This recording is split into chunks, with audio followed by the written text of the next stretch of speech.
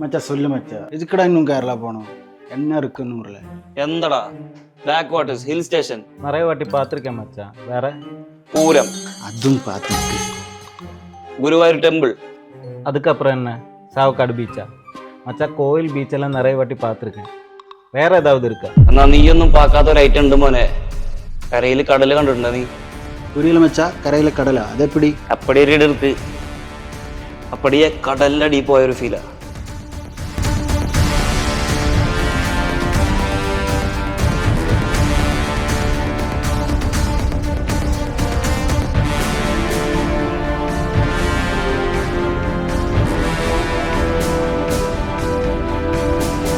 பரவாயில்லைங்க.